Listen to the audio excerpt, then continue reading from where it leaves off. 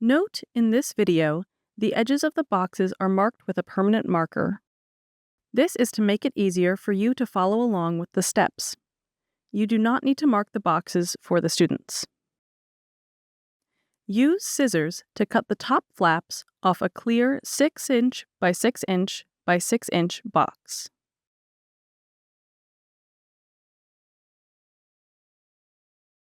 Fold the bottom panels to create an open top box.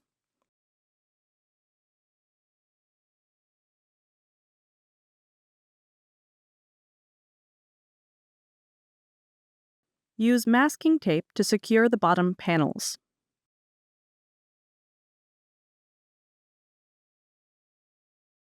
Cut the top flaps off a second clear 6" by 6" by 6" box. Stack the second box on top of the first box. Lock it in place by sliding two of the bottom flaps opposite each other inside the base box. Slide the remaining two bottom flaps on the outside of the base box. Add two vertical strips of masking tape to each side to hold the two boxes together.